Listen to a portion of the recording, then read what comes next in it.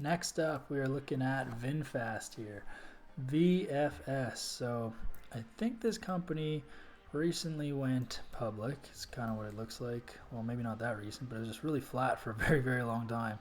And oh yeah, okay, no, it's been around for a while. It was just completely flat, like 10 bucks, 9 bucks. Now it's shooting up. So we're gonna look at this. I looked at their financials already. They are not good. Their PE ratio is like over 90, so they're super, super, super overpriced. And their revenue is terrible based on their valuation at like a $40 billion company. So, but anyways, we're not going to get into the financials. We're only going to look at the technicals here. So obviously today is closed, but it was a very, very, very bullish day. It went from 19 bucks, did peak at 47 just about, and now closed at just shy of 37. So looking at this, you can see it's kind of creating a bit of a zone here. I would be hesitant to buy this, to be honest. I think their financials are not reflecting good news. I think there's probably just a lot of hype, and that's why this shot up. There's probably like some sort of investment news or something.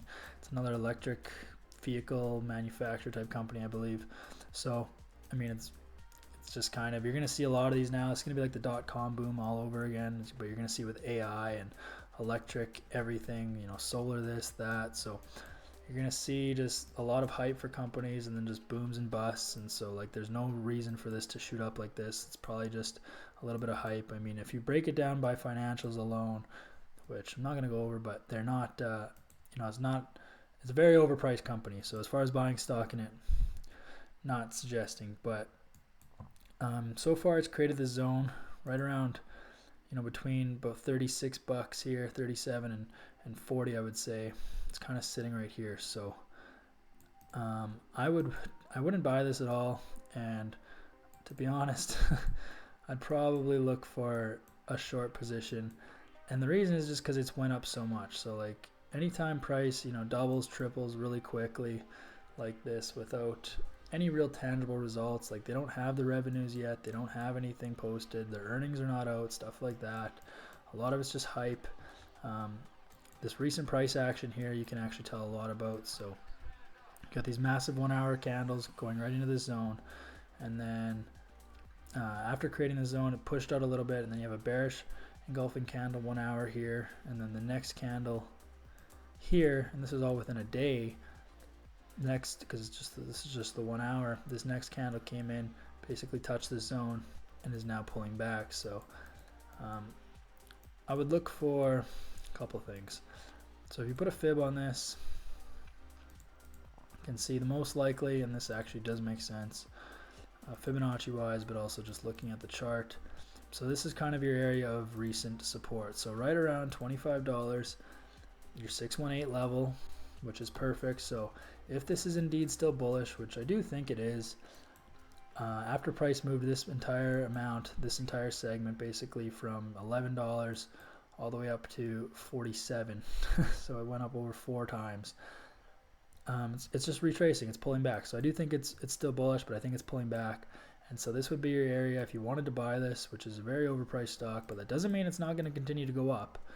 It would be something like this, and you would wait for it to hit about, right around 25 bucks. That's exactly where the 618 level is. I think it was 24.82 or something. But yeah, right around 25 bucks is where I would put my potential buy order for this stock if you wanted to ride out the bull trend and you weren't picky like me and buying stocks that were overvalued. And that's the thing, like you can still make money on overvalued stocks, and I'm not talking poorly because it's overpriced. Most stocks are overpriced right now, like extremely. So all the tech stocks are, and so it doesn't mean they can't go up. It doesn't mean they're not a good buy, because they could be. They're just overpriced. So you're overpaying, but so is everybody else. It's kind of the thing. It's just like you just don't want to get stuck holding the bag when all these drop off. So I would say $25 is a fair assessment.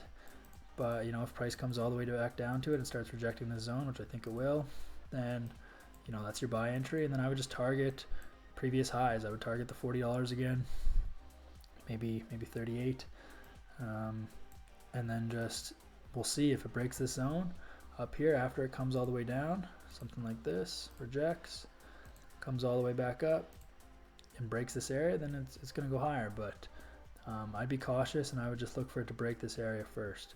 So something like this, and just see see what it does then, and if it makes sense to hold your position and hold it through the zone, then you do it. And if it makes sense to dump it, then you just dump it and you made a quick buck. You know, if you can get a good risk to reward, you should take it. I mean, obviously this is a little extreme. I'd probably make this a little bit further, but it really just depends on the price action, right? Because it's a stock, you only have 2 4-hour candles every day. So that's 2 4-hour candles or 8 1-hour candles. So if it starts rejecting at this $25 area, you kind of have a good idea of where to enter and where to place your stop, because there's not going to be a ton of candles after that. So as long as it hits this zone and then starts pulling back up and you start getting higher highs, higher lows on the lower time frames, you start at like the 5-minute, the 15-minute, the 30-minute, after price hits this $25 mark, then yeah, you kind of have an idea where to enter, and if it feels right, then you take it, and then you set your stop below all those previous wicks and below this zone entirely. And yeah, you probably, as long as there's still hype in it, it'll push this price back up to $40, and then you get out.